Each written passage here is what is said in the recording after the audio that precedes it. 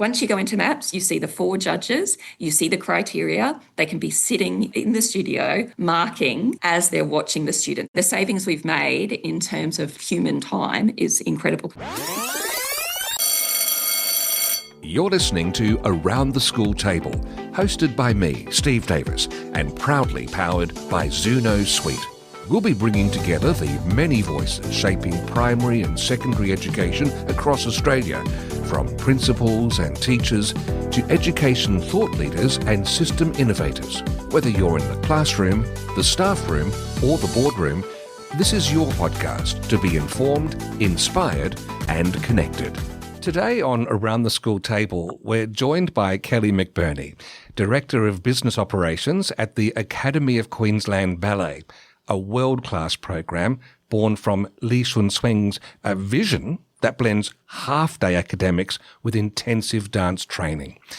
Kelly's a former teacher and principal with Steiner school experience, and in this chat she'll be sharing how she's modernised operations using tools like Zuno and student maps to manage injuries, detailed assessments and parent communication.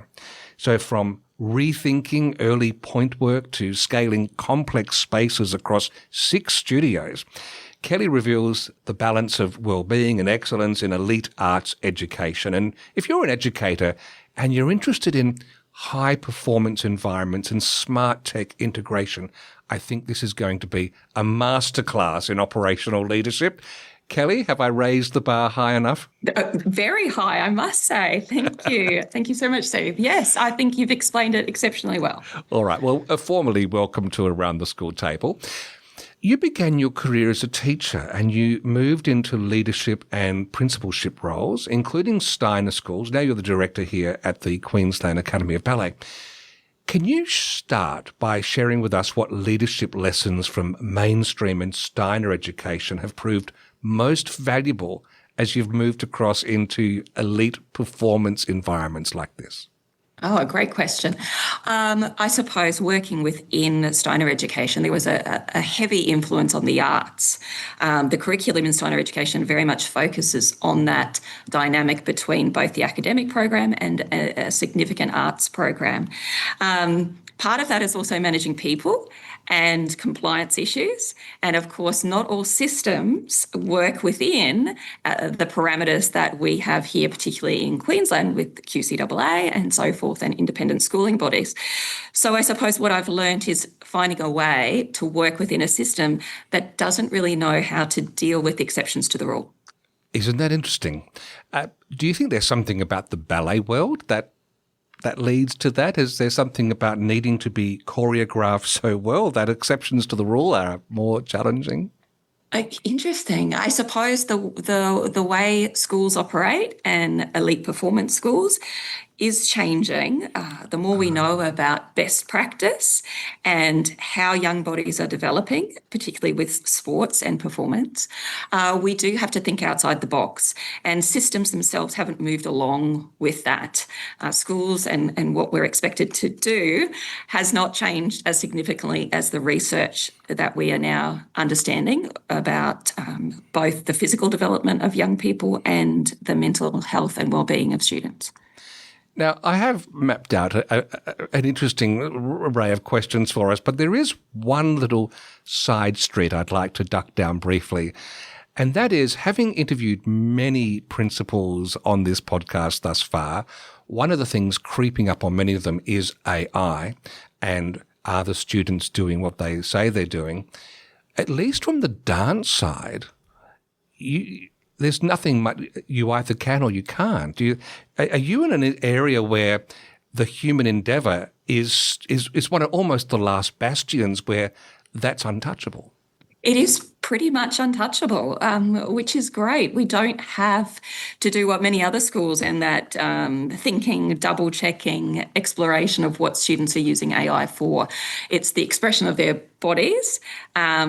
Often, though, in choreographic work, we ask them to produce their original ideas, thoughts and designs. So I suppose they seek inspiration from external sources, but they're not using AI in the traditional sense that a mainstream school might be. Now, when I hear about high-performance anythings, I'm always curious about the humans involved. So the Queensland Academy of Ballet, you operate half a day in rigorous dance training. I'm getting exhausted just thinking about that. And half a day in academics. When they graduate, the students move to Queensland Ballet, hopefully, or some other ballet companies around Australia, even internationally. How do you integrate well-being into the daily rhythm of a high-performance art school in a way that it doesn't feel like an add-on? I think our staff have all been professional dancers themselves and have gone through the process of being in an academy, either here in Australia or overseas. Many of our teachers come from overseas dance schools or excellence programs. We have a dedicated wellbeing officer who will work with students throughout the day, and she regularly meets with them and parents day to day. We also have a physio team. So the physio team meets with students regularly as well to ensure their physical well-being. We have a Pilates studio and gym, and so we have trainers who connect with them again in the gym through that physical work, the strength and conditioning work, but also that's an opportunity for students to talk to somebody else. So they have a range of adults they can connect with who have all been dancers themselves. Even our strength and conditioning coach was an ex-dancer who have lived experience. So there's so many opportunities for them to have a conversation. And I think in terms of well-being, it doesn't need to be that formal meeting. It's those touch points that you see every day from people who care and understand and have gone through that experience themselves. Something my 17-year-old daughter's doing, she's doing kayaking with the Institute of Sport over here in South Australia. And there's a flip side to this performance. I imagine your students are like this. They're very driven to be in your echelons. That must be the case. And so part of the well-being, when there's an injury, for example, is dealing with them not sneaking forward and trying to get back in and dealing with needing to lay low. Is that fair? Absolutely, absolutely. The dance industry is incredibly competitive, and it can change from day-to-day performance to performance, whether you're in or out. Performances can adapt because of injury, because of a change in the stage, location and size. So dancers are very much aware of time out of the studio. So it's really important that we connect with families, we connect with the students themselves and our physio team, because as soon as an injury is presented, they will connect with physio and then we'll get that information we need about the best way to return a student to performance to studio. And I also believe that there are shifts, or have been shifts, within the ballet world, moving away from the old model of really intense early training, which I guess is the other side of this coin we're talking about.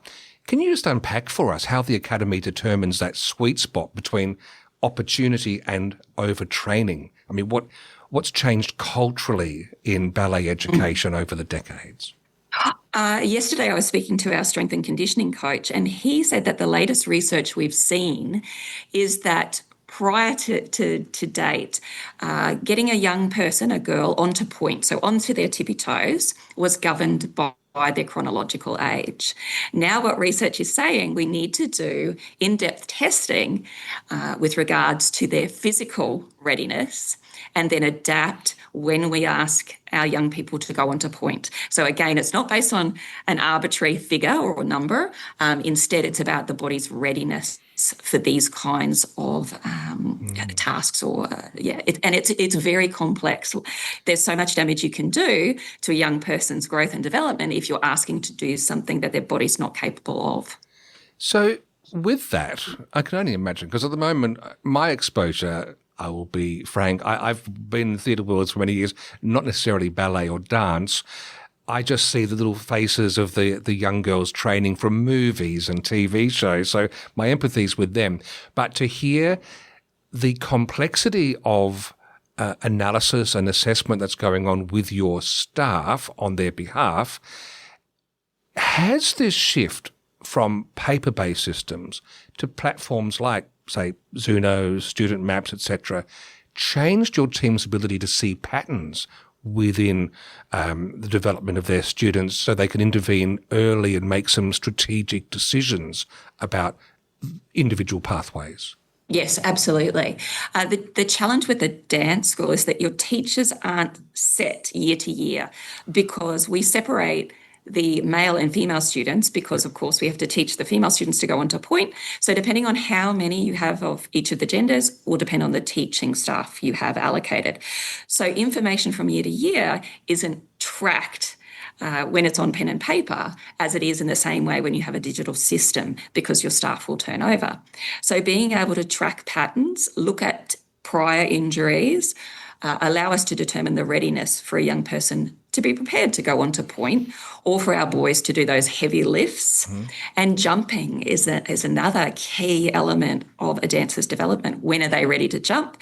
If they've been injured, how long can they have off the jumps? So being able to track longer term is a huge benefit for us. When you describe it like this, the other factor which surprises me is the trust that must exist between the performers, those who are jumping and catching and all those sorts of things. That's an interesting complexity, especially as they're going through teenage years. I think you're in a really beautiful position to be able to observe such a wonderful outplay of human nature. It's absolutely divine. The way you see our boys and girls interact with each other is magical, because they're always in each other's space, that you don't see those gender stereotypes as you do in mainstream education. What always amazes me is you see them on stage. They're so professional. They're doing these incredible movements, lifts. And then the minute they come off stage, you see backstage, they're hugging each other. They're having a giggle. They can turn it on and turn it off. That's the professional side of a career in dance. Still juggling forms the old-fashioned way? Say hello to Student Forms by Zuno. You can create, collect, and manage all your student forms online in one simple, secure platform. Save time, stay organised, and quick access everything you need anytime. Visit zuno.com.au and see how Student Forms by Zuno can work for your school.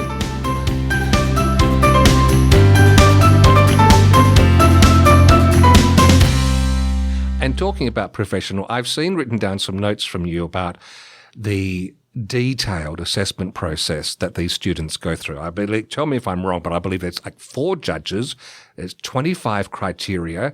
This was all done previously on paper.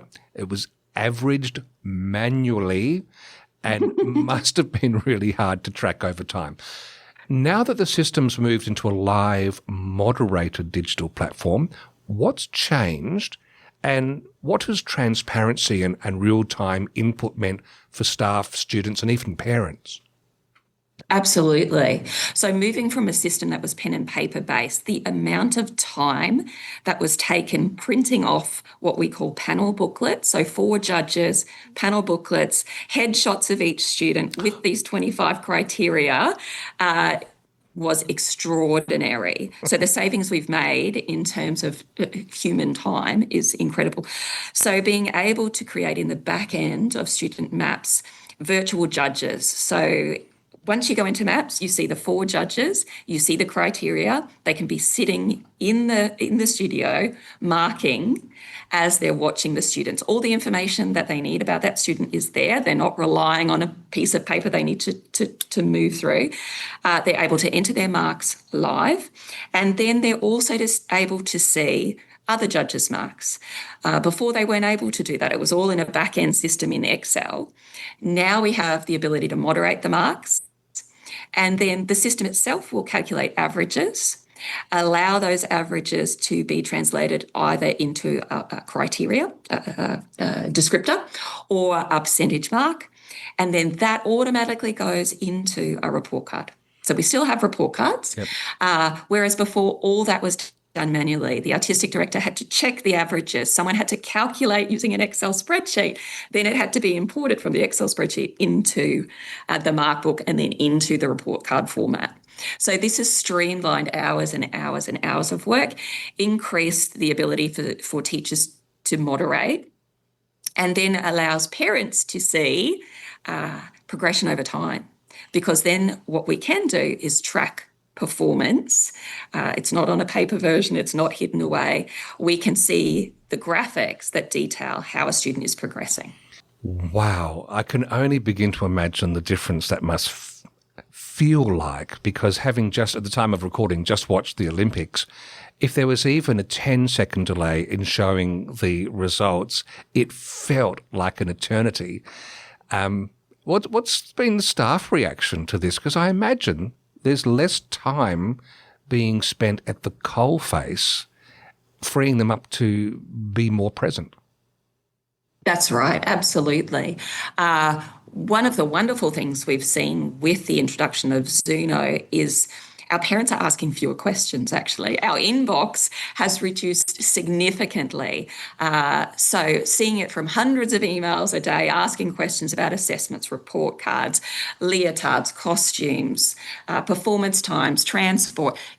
With having the Zuno platform and that parent portal that's easily accessible on their phones, our inbox yesterday was 1. And I've never had one email in this inbox that was such a behemoth to manage before, because we're putting it out there in a format using that news tab where they don't have to flip through 1,000 emails to find the information. We can update a calendar really quickly. Often we have to juggle performance spaces, where a performance is being held, what time it's being held. We do have to work with company as well, because we collaborate with the broader company. So we have to be really flexible. Being able to change a calendar and a parent get an alert immediately about that change is incredible, because our families are not just local families. We have families that move from overseas, families that come from interstate to work here with us. So they need to be able to know up-to-date information about those performances. Do you think it's going to have an impact on the parents' relationship with the school? I get the sense that it might feel they've moved closer into the tent by being this close to the information they need.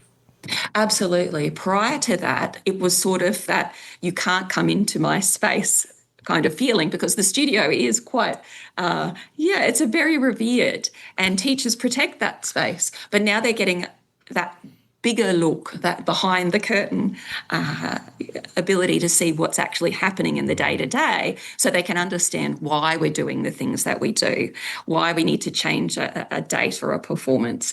And so I think, again, with that change, the reporting format, we're providing them with a greater level of information. They pay a significant amount of money to attend the Academy, and we want to ensure that they have value for money. So another comment our parents have made is it just feels so much warm and welcoming, that the culture of the school itself has become lighter or brighter, which is interesting, because you wouldn't believe that would be the case when you bring in a system like this. I think it does relate to the fact that we've gone from a paper sign-in desk to using the kiosk. Now, the kiosk, which the students love, because we have students from 4 years old all the way through to 19, they love signing in with the kiosk.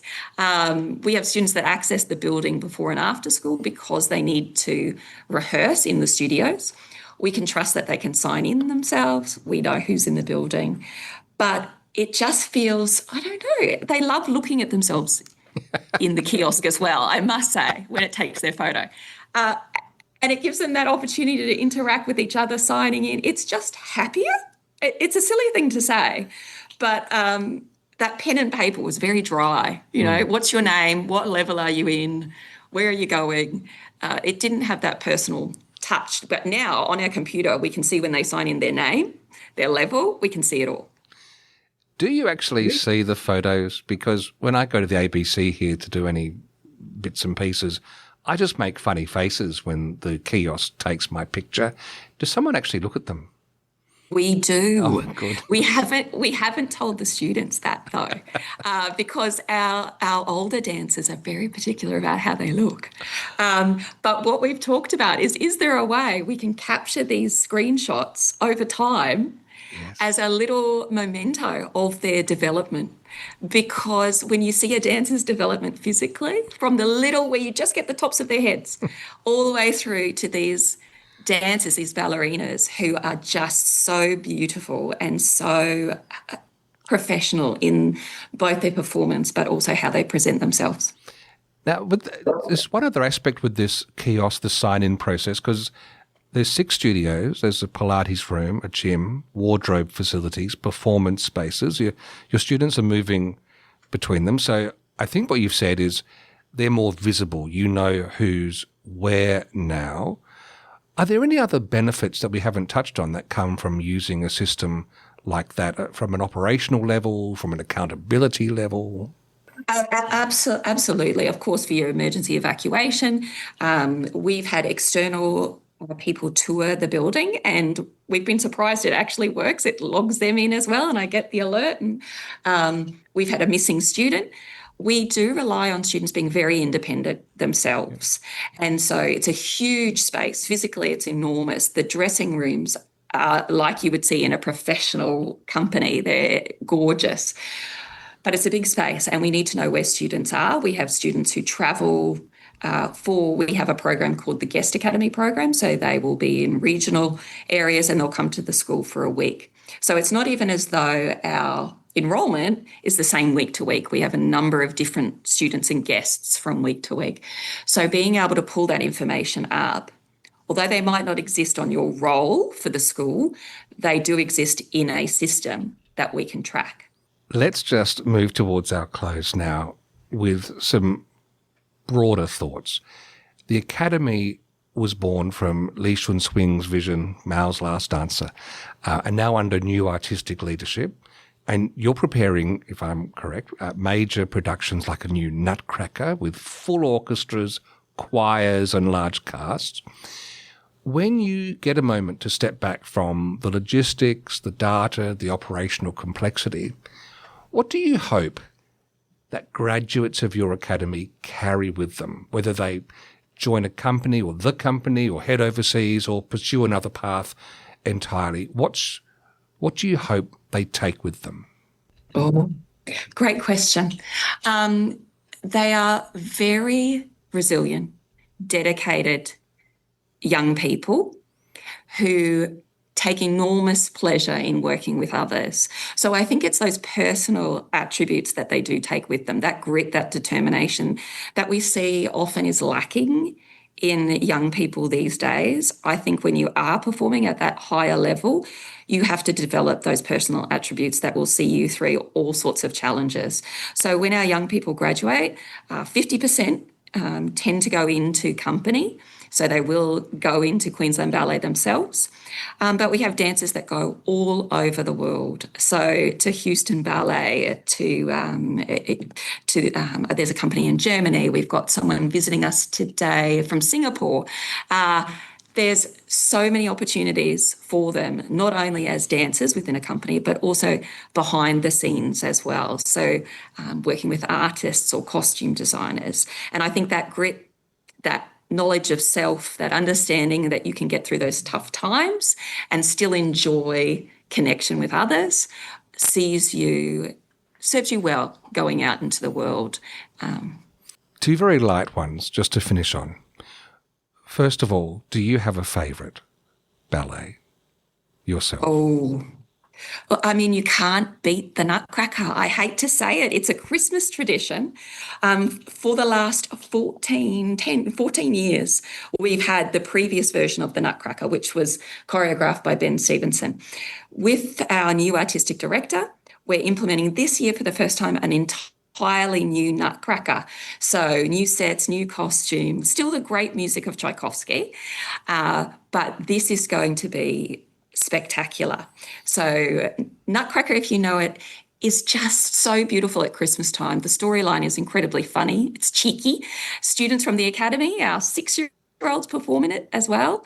But to see it in a new version will be absolutely fantastic. So I'm really looking forward to seeing what that looks like after 14 years under Lee's direction to see something really different. You know how to bait a hook. And my final question is, do you think, as you continue over many, many years and you see your graduates on stage in a ballet, sometimes if I know the actor in a play, it can break the suspension of disbelief because I'm thinking of them as the person, I'm forgetting they're a character. Do you think that is going to be something you need to wrestle with, or is ballet a different beast? No, it's not. There's one dancer performing in company at the moment, and I knew him when he was, little, 7 years old. It's such a deep sense of pride in seeing them grow and develop into these absolutely incredible dancers, and then see them within one performance, they can change characters. So they don't just perform in one role in a production. They'll go off stage, change and come back as another character. So you get very used to seeing them change personalities, attributes, their dance style, and it's absolutely magical to see them doing something that for us would be absolutely impossible. I take offence at that. I try. They make it look so easy. I think I can get my leg like that. Yeah. And then you discover you really can't. And that's the other interesting thing in our staff room, because all of our teachers are ex-dancers. I'll walk into the staff room in the morning and we have a huge open space and they will be stretching. Wow. So yesterday I walked in and one of the teachers had her leg behind her head and her other one spread out. And it's just another world. I did ask my gym instructor this morning when we're doing one particular movement, what is the point of this? So I don't think I'm cut out for that sort of world. But Kelly McBurnie, thank you very much for joining me around the school table. Thank you so much. Thanks, Steve.